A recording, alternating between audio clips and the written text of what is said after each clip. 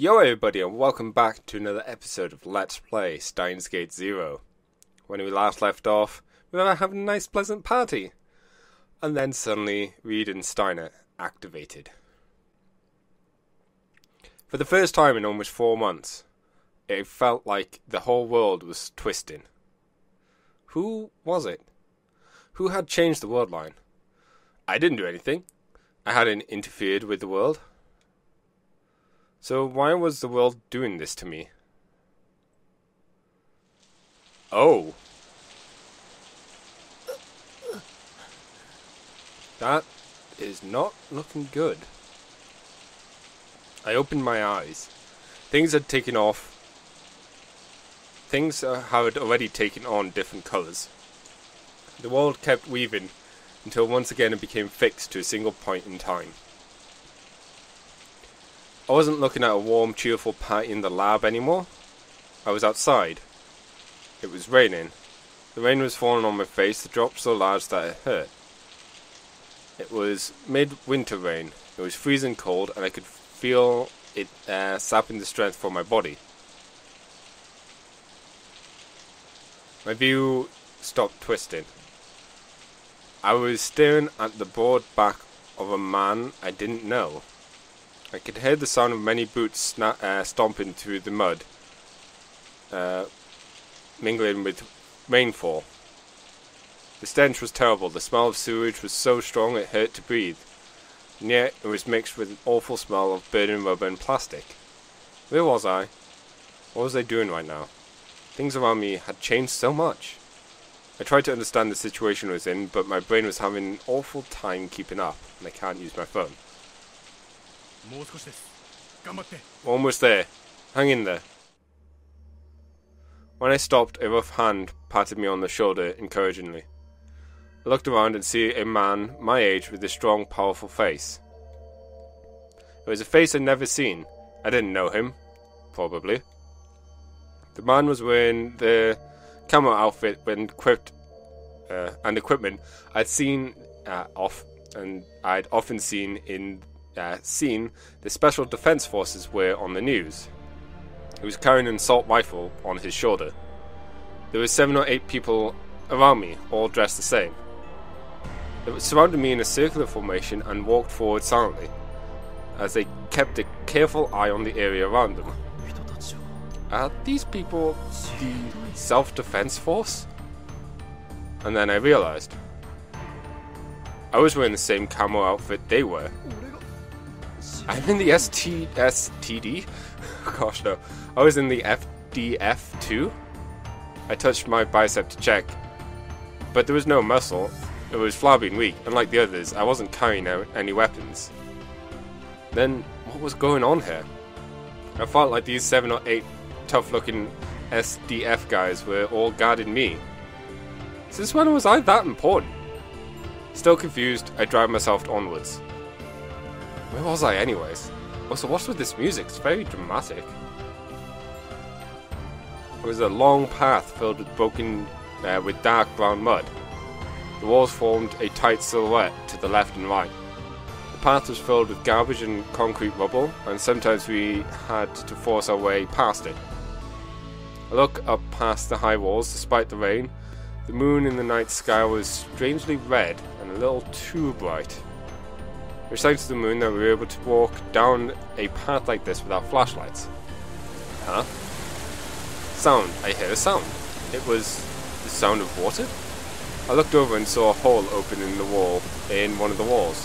Filthy water was pouring out. The water foamed dozens of little rivers that blocked our path. Formed? So, that was it. It was just the bottom of the river that had dried up. What looked like high walls with the river dikes. Look, where are we? I turned towards the man who had spoken to me a bit ago, and yelled so that my voice could be heard over the rain. Shh! Don't make any loud noises. Oh, sorry. We're almost through the city centre. If we can make it to... Also, just FBS professional. I just like how it says, oh, personnel. Wow, okay, that makes more sense. To Nerima Garrison, There'll be a car waiting for you, so just keep walking. Uh-oh. But his words were cut off there. Everyone seemed more tense than ever. One of them grabbed me and pushed me towards the side of the riverbed. Everyone put their backs against the wall and held their breath. I could hear the sound of a helicopter rotors in the distance. No, more than just one. They were getting closer. I had no idea what was going on, but I could feel my heart start to beat faster. Get in the shadow of that car. Past 7 meters of rubble laid an overturned car. It must have fallen into the riverbed after the water had disappeared. The entire body was bent inward and the roof was completely crushed. I laid down in the stinking mud and slid into the shadow of the overturned car. At the same time, the FDF... why is SDF so hard for me to say? The SDF soldiers were issuing each other orders as if this was something they'd planned for already. 2 of them stayed by my side and everyone else ran back the way we'd come. Okay? We'd come. Okay. They all climbed up crevices and outcroppings on the wall, then disappeared over the edge of the dike and out of my view. Shortly after, there were gunshots. Not just a single shot from a handgun or anything like that. This was the sound of war. I could hear the helicopters getting further away, drawn by the gunfire. Oh, no. In this Worldline, was Japan at war? The Third World War? I remember Suzuha's words. I happened to look inside the crushed car. I could see the corpse of a man, a woman, and a small child hanging upside down, still attached to their seatbelts. They were all covered in dark black blood. They looked like mannequins at a bad haunted house. And then I realised. I'd been so focused on moving forward that I hadn't noticed they were what they were, but I'd seen similar mannequins stuck into the mud, sunk into the mud. I could see the arms, the bones, and ragged muscle exposed to the air, reaching up to the sky as if seeking salvation. I put my hand over my mouth to stifle a scream. Those weren't mannequins. Now, get along the side of the wall and move. Huh? We're changing the route. Come on, stand up. He pulled me up. My knees were shaking from the shock and exhaustion. The others are drawn away the Soviet helicopters, but they won't last long. Hurry. The Union of Soviet Socialist Republics, created in 1922, after the end of World War II, it began a long Cold War with America. America. But the Cold War ended in 1991. It consisted of Russia. Oh, gosh, there's a lot of countries there. Oh. Suzuha did say that one of the key points was in the first game. 1991 was one of the big changes in the Worldline because that is where the Soviet Union was disbanded. And I guess in this Worldline maybe they didn't? Oh wait, no. I can't remember. Anyways. But that won't last long. Hurry! The Soviet Union? My mind was dull from terror, but it seemed like there was something off about what you just said. Get a hold of yourself. Do you know how many people have died to protect you? Protect me? Why? We haven't been told why, but we were told to lay down our lives for you if you had to, and that you could change this country's future. Oh gosh. A helicopter passed over the riverbed. The bright searchlight passed us by for a moment, but thankfully, the shadow of the dike hid us. This way. The young SDF soldier, whose name I didn't even know, pulled me inside one of the holes in the concrete. When I looked closer, I could see that this was an entrance to a sewer. It was just big enough for a single person to pass through. Struggling against the flow of the water that came up to my knees, I pressed on through the darkness. My sense of smell had already gone numb, so I didn't have to worry about the stench of the sewage. Once inside, we came to several branching paths. The SDF soldiers seemed to know which one led to where, and they marched on without hesitation.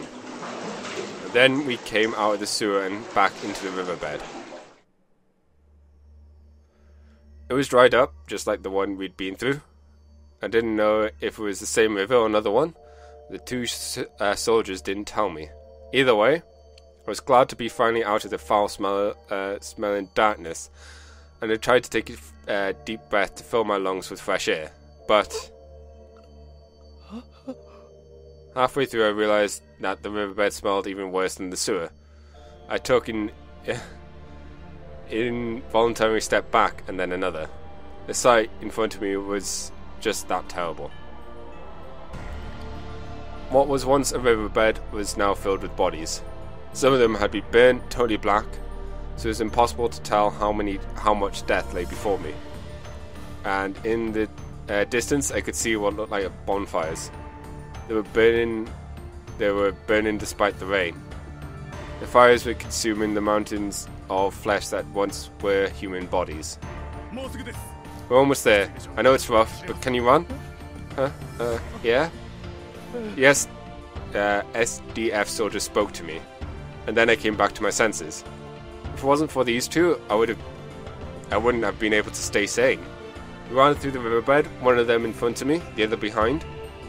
I could hear the constant drone of the helicopters above me. Sometimes the searchlights got very close. Each time they did, I hid in the piles of bodies until they passed.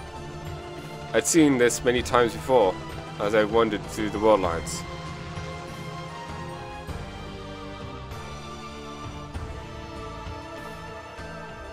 I'd seen death. That's what he'd seen. I'd seen the moments when people had to die. But at the same time, I've never experienced what happened to the dead people after they were left out for so long. More than fear, more than sorrow, the thing that hit me first was the smell of death.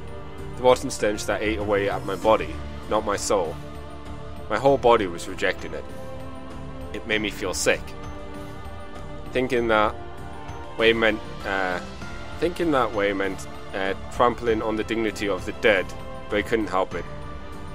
The Valley of Hinnon. I remember that phrase. That was what that strange attacker had said that night when they came after Dr. Leansky and Maho and me. Oh right, yeah, I remember. The whole... Yeah. It's better for you to enter life with one eye than to have two eyes and be thrown into the Valley of Hinnon. That valley was the origin of the word Gehenna, meaning hell. No, not Gehenna. Gehenna? Meaning hell. It was said that flames burned there every night, scorching the heavens themselves. Those who died merciless deaths with anger or misery in their hearts were flung into the flames, the souls becoming black smoke that rained hatred down on the land. What I stared at now was Gehenna.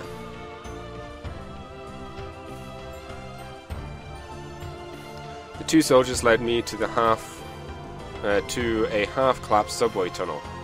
The lights were all off because there was no electricity, but there were 3 armed cars in camo colours, the headlights on the illuminated way. There were 4-wheel drive, off-road vehicles covered in thick chunks of armour, but I didn't see any real weapons. You can take the subway route to escape to Saitama. I hear it's still safe at Iruma base. If you can get that far, you should be able to escape Kanto. One one of the air self-defense forces' largest bases, located between Iruma and Sayama cities in Saitama Prefecture.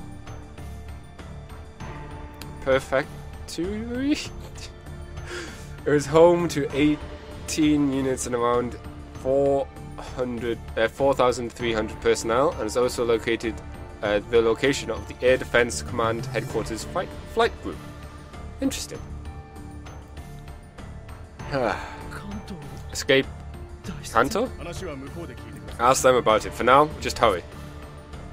There were a lot of things I wanted to ask, but even as we spoke, I heard what sounded like gunshots outside the tunnel. The men forced me into the backseat of one of the cars. Goodbye. I'll be praying for your safety. What about you guys? We have another mission to carry out. Farewell. The two soldiers who had brought me here saluted, then turned around and left the station. I felt like I was never going to see them again. The door of the armoured car slammed shut with a heavy thud. The car's crew were FDF soldiers, just a little older than me. Oh man. The diesel engine kicked to life and the car raced down a tunnel that had originally been designed for trains. Of course, it wasn't a pleasant ride at all, but I didn't have any choice. There's no way I could tell them I wanted to go to Akihabara. I had no way to alter the Worldline. I had to survive in this hellish world. I had to survive.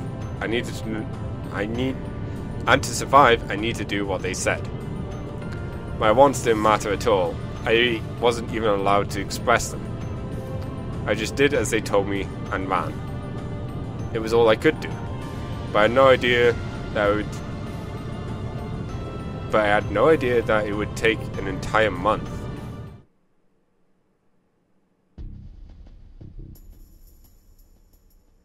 What?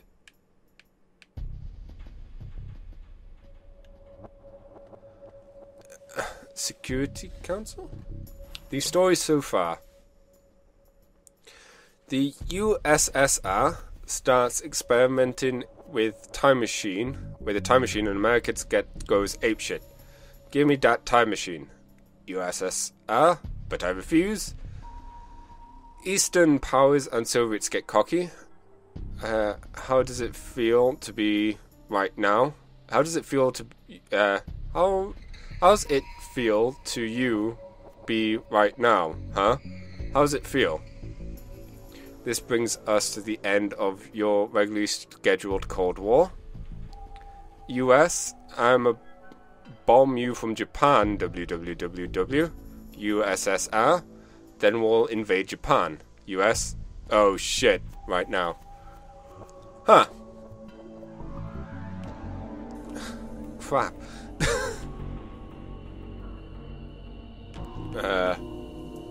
USS is kicking ass. Hokkaido and NA Northeast Japan are screwed. Are they coming for Central Japan now? People of Nagoya, get the fuck out. Amateurs who know nothing about strategy need to shut the fuck up. The SDF may look like they're retreating, but they actually got a defense line at Mount Fuji. They're about to start a counterattack. The Mount Fuji line. Ooh, who the hell is dumb enough to believe Japan Imperial High Command? We better not. This is bizarre. We better not start hearing calls for kamikaze pilots soon. Shut up, noob. Is you a real threat to Japan? Wait, what the hell happened to the collective right of self-defense? America's only interested in protecting Okinawa? So what the hell is the SDF doing getting sent off to Siberia? How are they supposed to protect the country? You protect it. Chicken Hawk. You want to fight? Go volunteer. They said they aren't getting enough recruits. This is all on Christmas. Are they going to start conscription soon, you think? What's the point of conscription a bunch of fat otaku? They'll just get in the way. War these days require professional soldiers, says the fat otaku who doesn't want to go to war.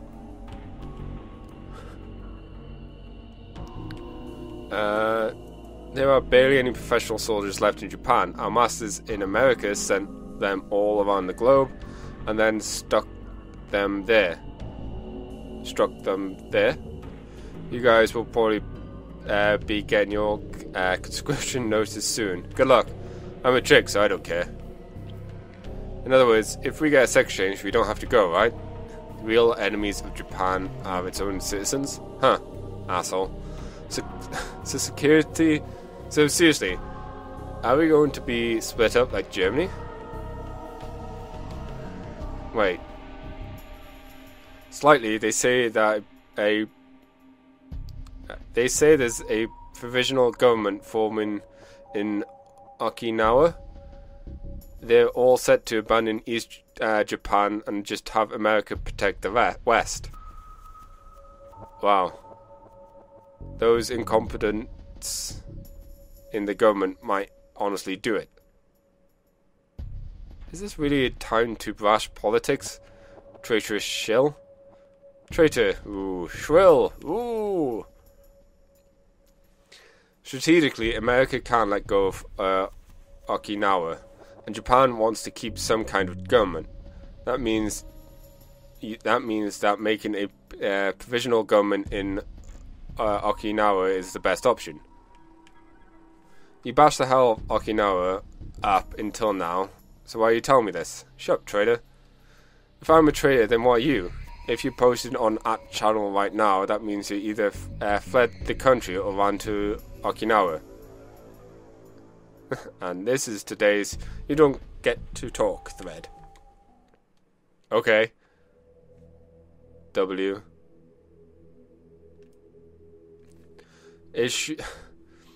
A shortened version of the Japanese word for laughter. Waria? Supposedly it was first used in non-Japanese online game, but adding a W to the end of a sentence or placing it in the middle, it can indicate that you found the situation humorous. On anonymous instant message boards, adding more W's such as "ooh" can be used to indicate the amount of laughter, or indicate that you're mocking an opponent. Examples of sentences including W are "whoa, low, okay, ooh," and "I'm getting excited, ooh." Using oohs is a way of sometimes being called making grass grow because of the way it looked.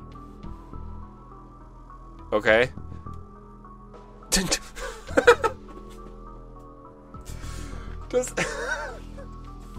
Is that really that slang? I suppose if I stop and think about it, this could be something like if I saw this in the Japanese version, maybe this made more sense and it made more sense to have a tip about it. The reason it took a month to get to Okinawa was that we were losing the war. Supposedly, the plan had been to ferry me by plane to Okinawa once I'd arrived at Iruma base. But the constant bombing had slowed us down, so they gave up on the plane and decided I would escape to Kyushu by ground. There were more than one attack by Soviet spies and assault teams. Some of the SDF soldiers protecting me died. But when I got to Sasebo, I was able to get on the maritime SDF escort ship and managed to escape to Okinawa. Why were they doing all this for me, Reed and Steiner? No matter how many times I asked, no one would answer. Okinawa in winter was covered in thick clouds. Come to think of it, I hadn't seen a real break in the clouds for a whole month. I was thinking about that when I was loaded in the van with dark tinted windows that had come to pick me up from the port. Inside the car was not only the driver but a middle-aged man sitting in the front passenger seat. He was very short, perhaps around 150 centimeters tall. But he had the air of a military veteran. And even though he was very fully dressed, I could tell he was extremely muscular. Okabe Minato, correct? Oh, I am Shimoyama with the Ministry of Defense's Intelligence Security Command. Oh, didn't they say something about this in the news the other day? Like in the game? Oh, damn it, I wish I was paying attention more. One of the central ministers of Japan manages and operates the Self-Defense Force. In 2007, it changed its name from Defense Agency to Ministry of Defense. We're going to make a stop at the airport, and then you head to Okinawa Defense Bureau in Kadena. I'm sure you're tired from your long journey, but I have to ask you to hang in there a while longer. One of the 8 local defense bureaus of Japan is the center of Japan's Ministry of Defense in Oh, okay. Right. Hi. Whoa.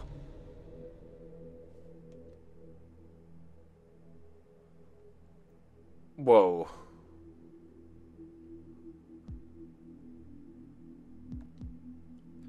I heard that Tokyo had been destroyed. The major functions of the Japanese government were now headquarters out of the Okinawa Defense Bureau and allowed for better cooperation with the American forces stationed nearby. That's what Shimoyama explained to me. In other words, the place I was heading was the core of Japan's defense. Once I arrived, would I understand why it was so important that all these soldiers were willing to die to protect me?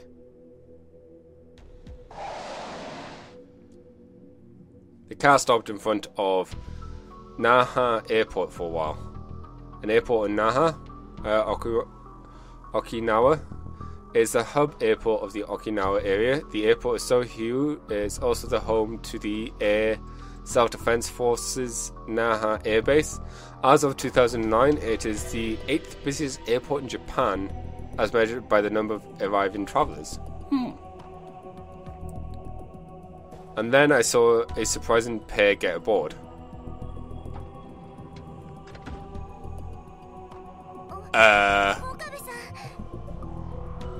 Okay, I can kind of understand why Fubuki is here, because she seemed to get reading Steiner slightly too. Okabe? Wow, it's really Ocarine.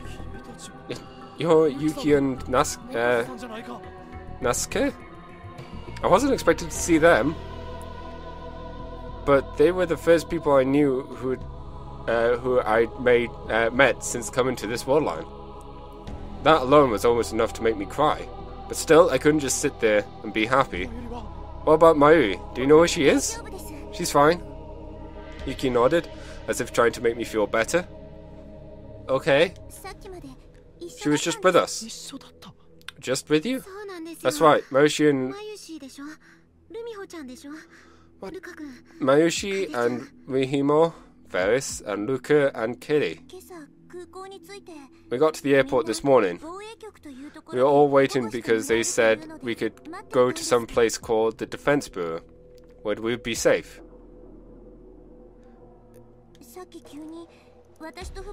They just said they'll take Fubuki and me there first. And then they had us get inside this car where we found you. Something about the future gadget lab? Anyway, I'm glad everyone's safe. Since Darwin and Suzuha weren't mentioned, I was going to ask about them, but...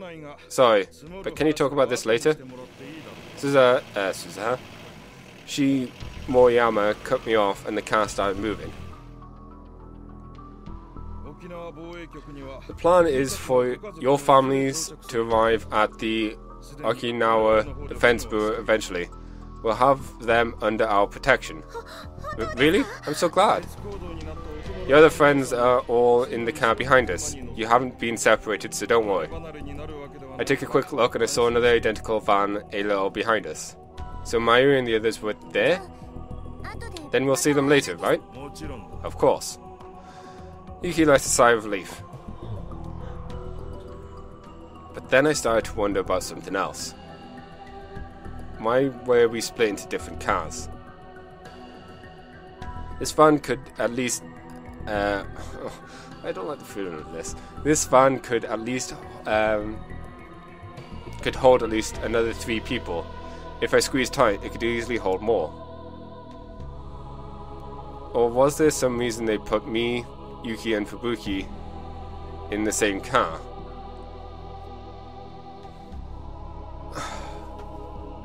I say I've got an uneasy feeling about this.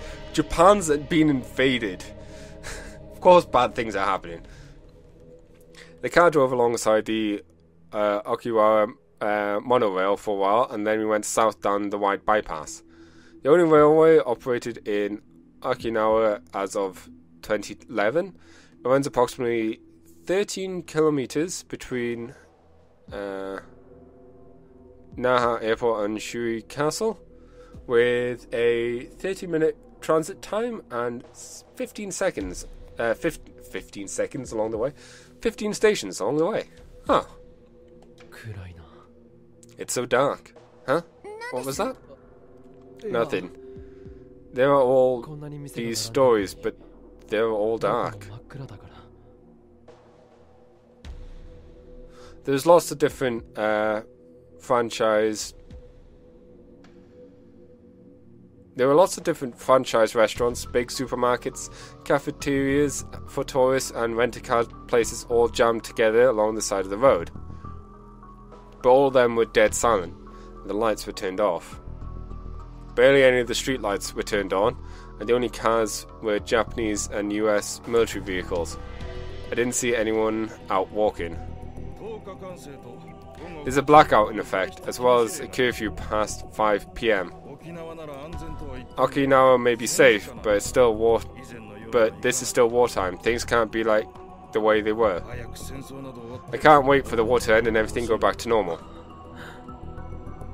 Wartime, huh? Tell me, Okabe. The Okinawa you knew was a bright, fun place even at night, wasn't it? Oh, I wouldn't know. I'd never been to Okinawa before. That's a shame. Then I pray you come back for a good vacation sometime. This is a really nice island. Oh, no. The car headed up from the bypass over a land bridge and then to another road. We quickly came to a long tunnel. I actually want to ask the 3 of you some questions before we got to the bureau. That's why I have you riding with me. Huh? My guess was right. That actually meant there was something he wanted to ask just the 3 of us. But why us 3? I wasn't particularly close to Yuki or Fubuki. I'd only started talking to them a few months ago. And then I shook my head. That was before the Worldline changed. Maybe things were different in this Worldline. I had no idea what my relationship was to anyone else in this Worldline. Since the SDF had been treating me so well, I didn't want to make Shimuyama suspicious. I decided it would be best to leave most of the talk to Yuki and Fubuki. Amane Yuki? Yes? Shimoyama spoke to Yuki first. Yuki went stiff when her name was called. I could feel it even sitting next to her. You don't know where Itaru You don't know where Hashida Itaru and his little sister are, do you? Little sister? That must mean Suzuha. That would mean that even in this Worldline, Suzuha had come from the future and had gone to know Yuki and the others while pretending to be Suzuha's sister. Wait. While pretended to be Dao's sister? Oops. And the SDF evidently didn't know where Dao and Suzuha were. No, Yuki fell silent and glanced over at me as if expecting help. But I didn't know where they were either. I didn't have any memories of this Worldline, so I had no way of answering. But Yuki's attitude bothered me. It was as if she knew where they were and was deliberately hiding it, and that I was supposed to be hiding it too. I couldn't figure out, but I'm sure Shimoyama could too. Strange tension filled the car. Yuki was trying to hide it? From whom? You sure you don't know? Shimoyama turned around from the front passenger seat and asked again. I'm sorry. Yuki bowed her head in apology. But you were very close to him, weren't you? You were his lover, and yet you heard nothing? You know that cell phones don't work anymore, right? I know, I can't even see if Chris was ever had it. There are plenty of ways to get in touch with someone besides a cell phone. But I really don't... Nothing from his sister either? Nothing. By the way, I'm told that you were researching something with Hashida Okabe. Huh? I wasn't sure how to react when the conversation suddenly turned towards me. Researching? Researching what? Uh-oh. If I panic, I'll make them suspicious. What were you researching? I would just have to give him the most harmless answer I could. It wasn't really research, it was more like inventions? Inventions? Like whether you could attach a CCD camera to a bamboo copter to do aerial photography. A CCD, charge coupled device camera, is a camera that uses semiconductors. In normal placements, the term refers to any extremely small camera. Okay? Or whether you could use the heat from a vacuum cleaner as a hairdryer. Oh, that's interesting. Then you weren't, say, making something unbelievable and running away from us so that we wouldn't find out what it was? Running away? Damn, I responded. That was a mistake. But did that mean that Dao and Suzuha were hiding from the SDF amidst all this chaos? The SDF had risked their lives to protect me over the past month. Shouldn't I be asking them for help? I got even more confused. If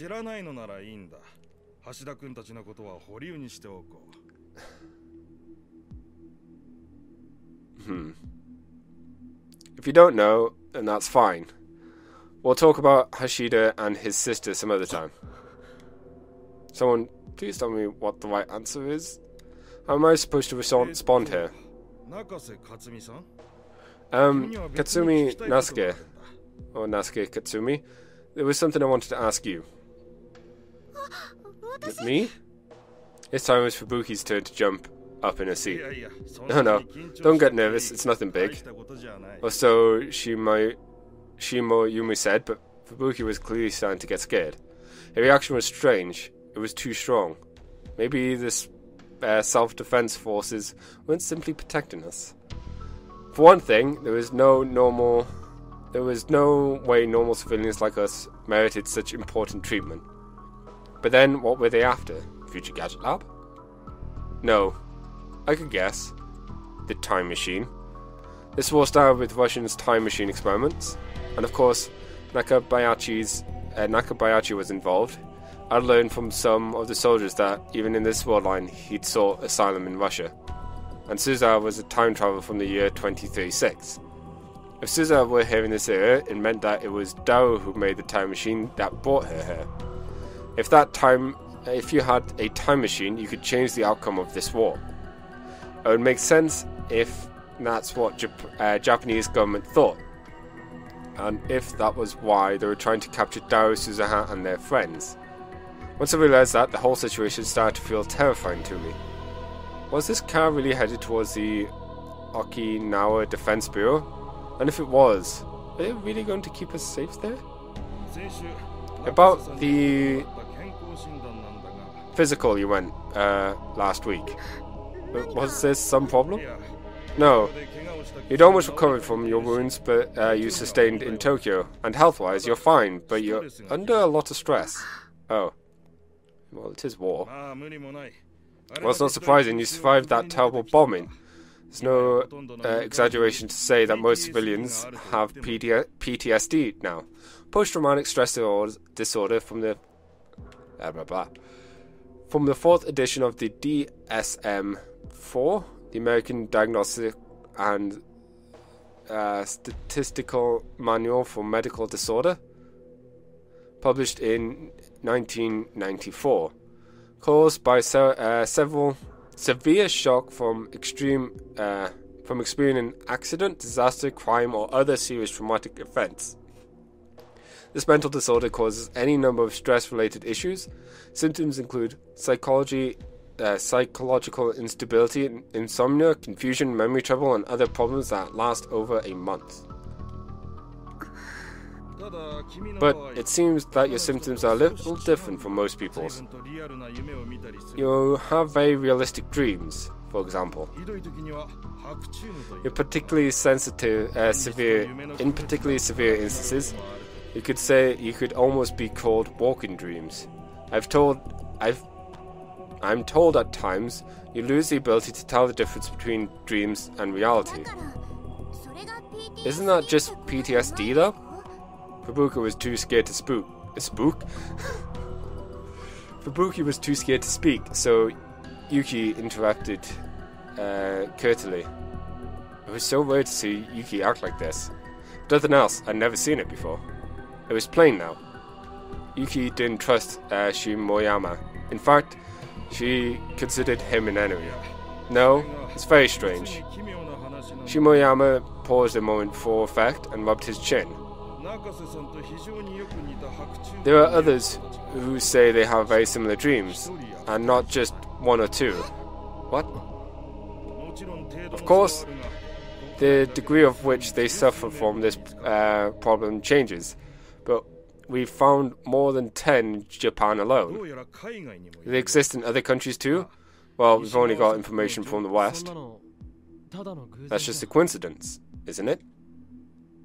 Fubuki was incredibly frightened, so I spoke in her place. You heard of Puchin, right? Fictional?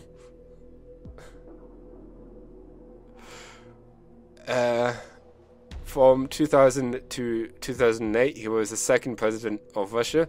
After 2008, he became the prime minister, a former KGB agent. Suddenly, Shimoyama turned his gaze towards me and asked me a question. Putin? The Soviet General Security, right? I almost said President of Russia, but managed to stop myself. The Soviet Union still existed in this Worldline. Putin's title was General Security Secretary, not President. I'd heard that during my time at Iruma. Correct. But interesting enough, Nasuke referred to him as President of Russia. What? Sorry, I wasn't paying attention.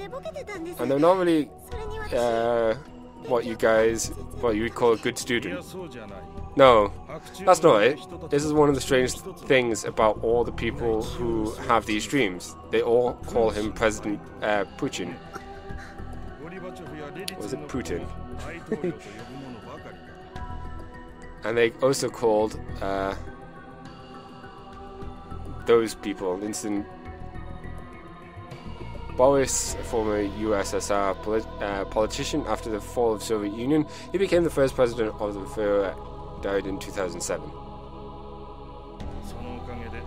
That's why the scientists have started calling it President's disease. Not a terrible, clever name, if you ask me. Wiedenstein is a little bit better. Just saying.